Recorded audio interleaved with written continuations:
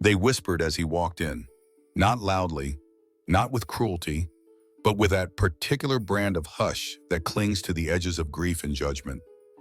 Ezra Monroe felt it before he heard it, the shift in air, the silence that parts like water when a foreign body enters. He wasn't dressed to impress, just a charcoal suit that didn't quite hide the weight he carried in his spine, in his chest, in his hands that refused to unclench. The church pews were lined with mourners in black, family, colleagues, old friends from medical school. They all sat close to the front, eyes red, hands folded, holding tightly to curated memories. He sat at the very back, alone with the sun from the stained glass window warming the side of his face.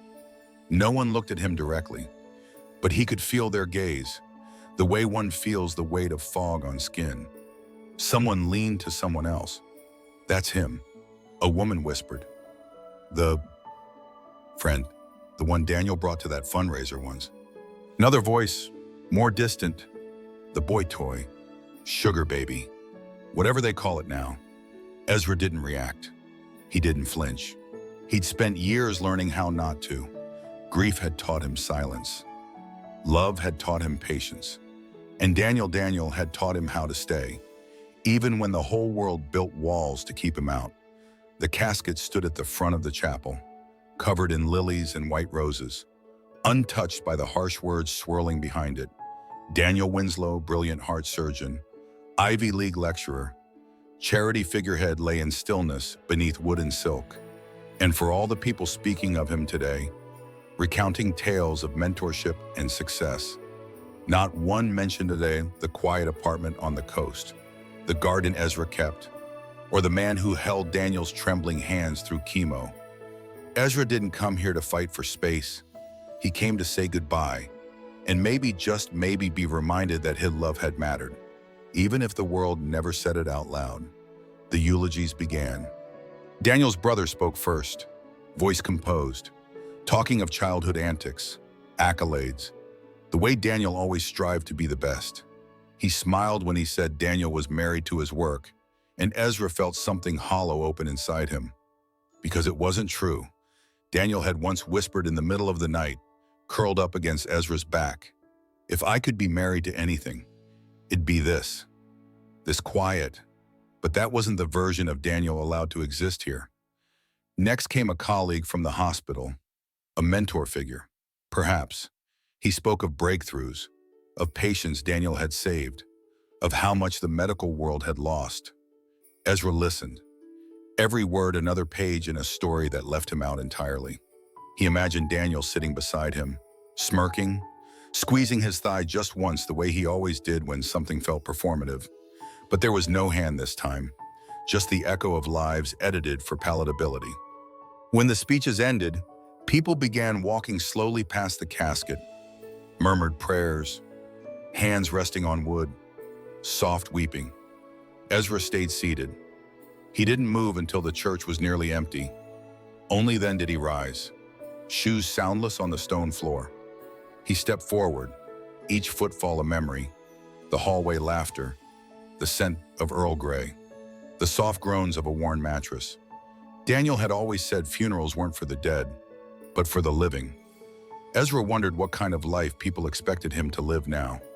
At the casket, he placed a single folded napkin on top, one from their favorite breakfast cafe, with a heart Daniel had doodled in pen during their last Sunday morning together. No name, no message, just a mark, simple and unerasable. He didn't cry. He had run out of tears months ago.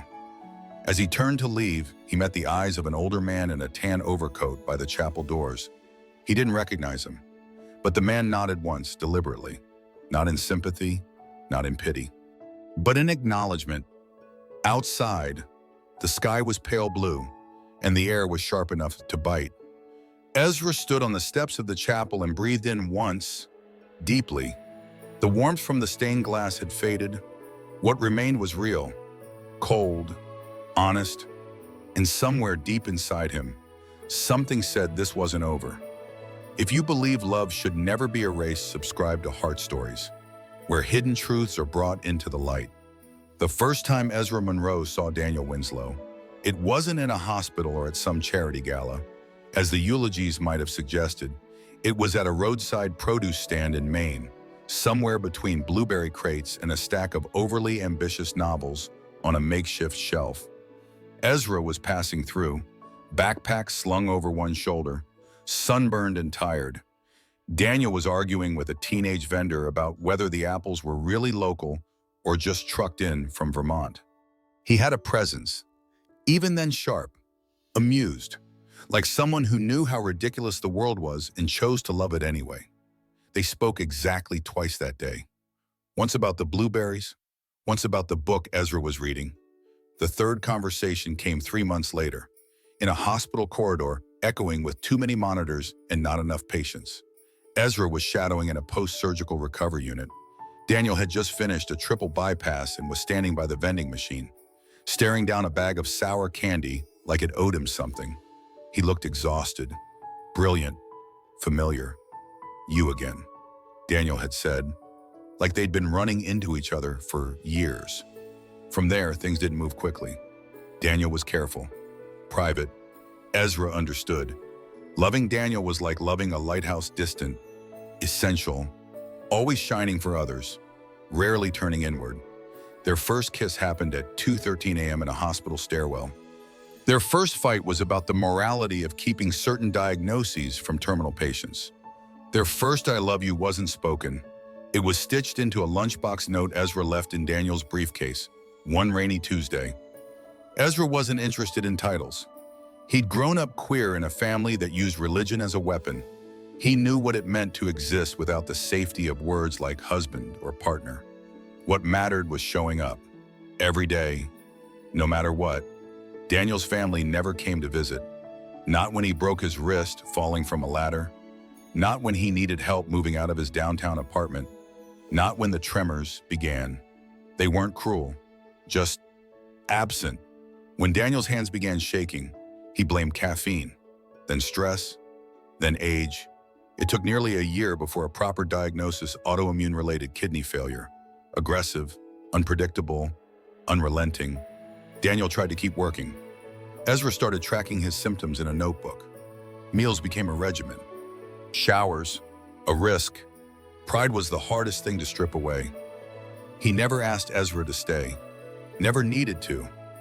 Ezra left his job at the community clinic without fanfare, told friends he needed a break, moved into Daniel's small seaside cottage, and quietly became his nurse, his chef, his calendar, his anchor. The days blurred, appointments, pills, adjusting the water temperature so Daniel wouldn't flinch, holding his arms steady when the nausea came, repeating reminders gently, kindly, when memory frayed. There were beautiful moments too. Daniel's laugh, even weakened, could still light up a room. They watched old black and white films on a projector Ezra bought secondhand. They danced in the kitchen on good days, on bad ones. Ezra read aloud old letters, articles, even Daniel's own research papers, just to fill the room with a voice that loved him back. Daniel never spoke of his family. Ezra never asked. It wasn't bitterness, it was self-protection. 6 months before the end, the decline became steep. Dialysis wasn't enough. Transplant lists were hopeless. Daniel grew quiet, not resigned, just exhausted. Then, one day, he said, "Let's go to Canada." Ezra blinked. Why Daniel didn't look up from his tea? To get married. It was the only time Ezra ever saw Daniel cry without shame. They flew to Toronto the next week. Quiet ceremony, no guests, a borrowed tie, a bouquet of wildflowers Daniel insisted on holding. When the justice of the peace asked if he took Ezra Monroe to be his lawful spouse, Daniel squeezed Ezra's hand so tight it left a mark. They returned home as legal strangers in their own country. But Ezra slept better that week than he had in months. They framed the certificate and hid it in the back of the pantry, behind cans of soup. "I don't want them contesting anything," Daniel had murmured. Who, Ezra asked. Daniel just closed his eyes. Everyone, and Ezra understood. So he kept caring, kept cleaning, kept holding him through the worst of it. And when Daniel finally slipped away quietly, Without fanfare, without final words, Ezra had stayed awake beside him for 3 days, just in case he opened his eyes one more time. When the hospital called Daniel's brother, Ezra was asked to step out of the room. He did. He never stepped back in. The third day of winter came with no snow, only cold. The kind of cold that seeps into skin and memory, settling in bones that already ache. Ezra arrived before most, early enough to avoid the stairs, late enough to be ignored. The chapel sat heavy with formality, polished oak and navy carpets, pews too stiff for mourning. The program listed Daniel's achievements in bold serif, renowned cardiac surgeon, medical philanthropist, guest lecturer at Johns Hopkins. There were paragraphs for titles, for grants, for awards, not one line for Ezra. He sat in the last row, as he always had. Never front stage, never spotlight, just steady, present. The service began on time. A slideshow played Daniel as a boy with scraped knees and a too big smile. Daniel in his graduation gown. Daniel at a conference, shaking hands with men in suits who barely remembered his name. There were no photos of the house in Maine, no pictures of the garden he and Ezra built together from gravel and patience. No trace of the life he actually lived in his final years. Ezra didn't cry. He'd already cried in the dark, in the car, in the shower, in the quiet of a bedroom that no longer smelled like Daniel. When Daniel's brother took the podium, the air changed.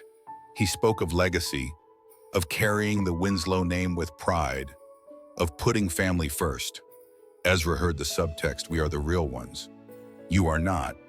There was an edge to the voice now, a performance. The brother looked directly to the back row once, brief, as if daring Ezra to speak, to interrupt, to claim, but Ezra didn't. He simply folded the program neatly, placed it on the bench beside him, and closed his eyes. He stayed through every speech, through the organ hymns and rehearsed prayers, through the final moment when Daniel's casket was wheeled down the aisle, slow and heavy. No one offered Ezra a hand. No one whispered his name. To them, he was a detail that didn't fit the narrative. Then came the legal reading, not in courtrooms, as the movies suggest, but in the chapel's adjoining office, sterile, beige, filled with leftover coffee and polite condolences. Only close family was allowed. Ezra waited outside until a hand touched his shoulder. Dr. Sean Gallagher, 70, tired. A man built from quiet choices and sharp ethics. He had been Daniel's colleague for nearly 2 decades. They disagreed on nearly everything except Ezra. "You need to be in that room," Gallagher said. Daniel would have wanted it. Ezra blinked. "I wasn't invited." Gallagher smiled, thin and firm. "That's not a reason." Inside the room, tension thickened. Daniel's brother stiffened at the sight of Ezra. The sister-in-law looked away. The lawyer, composed and gray-haired, didn't flinch. He began reading. The will was detailed. Ironclad, Daniel had left his home, his savings, his medical patents, and an education trust to a single person. Name Ezra Winslow Monroe. Gasps followed, then silence, then fury. "That can't be right," I did. The brother snapped. He wasn't even family. The lawyer raised a brow. Actually, he was, and from a thin folder, he pulled out a scanned document with a red stamp from the province of Ontario, marriage certificate, signed 6 months earlier, Daniel Winslow, Ezra Monroe, married, legally, fully, by choice. The room broke. The sister-in-law whispered a prayer. The brother stepped back, color draining from his face. And before the storm could build again, Gallagher stood. "Let them argue," he said calmly. "But first, listen." From his coat, he pulled a sealed medical report, dated 5 years ago. Daniel didn't just live longer than predicted. He lived because someone gave him that chance. He looked at Ezra. This man did. The room had gone so quiet. Ezra could hear the radiator ticking in the corner. Daniel's brother stood stiffly, fists clenched, but said nothing. His wife had turned to stone beside him, her mouth a thin line that refused to open. It wasn't grief that made them still. It was being seen, for the first time in years, perhaps ever. The truth stood in front of them not as accusation, but as undeniable record. Dr. Gallagher placed the medical report down on the table, deliberately, like a witness laying out evidence in court. Ezra Monroe was a match, he said evenly. 5 years ago, Daniel's kidneys were failing rapidly. No donor, no family willing, no time. He looked at them not to accuse, but to clarify. Ezra didn't tell anyone, not the hospital, not Daniel. He registered under a pseudonym and entered the emergency match program as an anonymous donor. When Daniel asked who saved him, Ezra said it was a stranger, and Daniel believed him. Ezra hadn't moved. He didn't want to be there, standing among the ruins of secrets he'd buried years ago. But this wasn't about him anymore. This was about Daniel's name, their love, what it had cost. The lawyer adjusted his glasses. The transplant documents were made available to Daniel only months before his death. That's when he changed the will. The room cracked then, not loud, not sudden, but a slow breaking, like ice shifting beneath weight it could no longer carry. Ezra remembered the night Daniel found out. It had been late.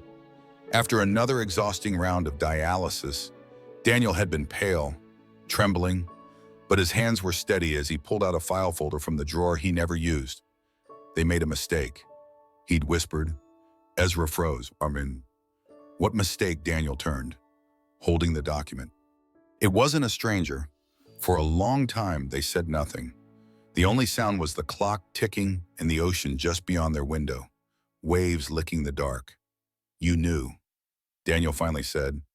Not a question, a fact. Ezra nodded. Once. It didn't matter who saved you. It only mattered that you stayed. Daniel had cried that night, not because of pain or anger or betrayal, but because someone had loved him enough to give part of their body just to extend his time and never ask for recognition. Back in the legal room, the brother cleared his throat. So what, he gave a kidney, that doesn't make him a saint? No, Gallagher replied, voice low. It makes him family. The lawyer slid the final envelope across the table. Inside was a handwritten letter. Ezra recognized the shaky loops of Daniel's handwriting immediately. To anyone who doubts what we were, don't. Ezra isn't the man who stood beside me for money, or pity, or inheritance. He's the man who sat by my hospital bed when I could no longer speak, who fed me when I couldn't hold a spoon, who learned to administer injections just so I wouldn't feel like a patient. He is the only reason I had more time. Time to love, time to write, time to choose. I chose him in the quiet, when no one could see. But I write this now, so you all will. He was never the outsider. He was the only one who stayed. By the time the letter finished, the sister-in-law was quietly crying. Even the lawyer looked down for a moment too long, pretending to organize papers he'd already filed. No one said anything else. There was nothing left to contest. Ezra stepped out of the room without taking anything. No folder, no certificate, no keys. He didn't need to hold proof. He carried it already. Outside, the wind had shifted, still cold, but less sharp. Ezra pulled his coat tighter and started walking, not toward the car, but toward the edge of the cemetery where Daniel had asked to be buried. Not with his family, not in a Winslow mausoleum, but near a crooked tree overlooking the sea. The last thing Daniel said before the pain took over had been simple. Don't let them tell our story wrong. Ezra hadn't. He never would. The house felt different now. It wasn't the absence that hurt. Ezra had lived through absence before. It was the stillness, the kind that settled in after the final call, after the last visitor left the doorstep, after no one else was coming to ask how he was holding up. Daniel had been gone for 2 months. The legal matters were finished, the inheritance transferred, the papers filed. The world, as always, had moved on. But Ezra stayed. He didn't touch Daniel's office for weeks. Let the desk remain cluttered with medical journals, half-finished letters, a cup of coffee long turned to dust. The framed marriage certificate still sat tucked behind a tin of soup in the pantry. He hadn't moved it. He couldn't. Most days, he didn't leave the house, not out of grief, but out of something quieter, the need to feel close to someone who no longer existed anywhere except here. Until one morning, Ezra stood at the kitchen window and saw the neighbor's boy sitting on the curb again. He'd been there every weekend, sketchbook in hand, drawing the tree line or the waves or nothing at all. He looked about 17, shy, wiry, alone. Ezra walked outside, barefoot, coffee still steaming in his hand. "You draw?" he asked gently. The boy shrugged. "Sometimes. Want to come sketch the garden?" The boy hesitated, then nodded. That day, Ezra opened the house. He didn't make a plan. He didn't start a foundation. He simply left the door open. A week later, the boy brought his sister. 2 weeks after that, an elderly man from down the street stopped by and asked if he could play the piano in Daniel's study. Said he used to be a music teacher, but had no place left to practice. By spring, the house was full again. Not loud, just lived in. Ezra named it quietly in his mind, the Winslow House. No plaque, no grand announcement, just a space where silence was welcome. And pain didn't need permission. People came for different reasons. One brought a stack of letters she'd never mailed to her brother after he came out. Another came every Friday just to water the plants and sit by the fireplace without saying a word. A teenager once left a note on the windowsill that read, "My mom won't talk to me anymore. This is the first place I've felt human in weeks." Ezra never pried. He never asked for stories. He just listened when they were ready to be told. One afternoon, Dr. Gallagher visited. He didn't stay long, just looked around the rooms, now filled with warmth and quiet conversations, and said, "You did what Daniel never could. You made the silence kind." Before he left, he pressed a worn envelope into Ezra's hand. He wrote this. The doctor said, "but didn't want me to give it to you unless you stayed." Ezra waited until night to open it. Inside was a short letter. "You always said you didn't need a legacy, but I hope this becomes one anyway, not because of what I left behind, but because of what you built after. If anyone asks who you were to me, tell them this: you were the only part of my life I didn't have to lie about once I stopped being afraid. I loved you. I never stopped, and I never will." Ezra folded the letter slowly. He didn't cry, but something in his chest settled, like a door finally closing without slamming shut. That weekend, he moved the framed marriage certificate from behind the soup tin and placed it on the mantel above the fireplace. Below it, he put the small paper heart Daniel had once drawn on a napkin. No one ever asked what the house was. But if they had, Ezra would have said, "It's a place where love doesn't have to explain itself anymore." What would you create if no one was watching, if you didn't have to justify who you loved? Or why? Subscribe to Heart Stories for those who stayed, those who were erased, and those who finally found the courage to be seen.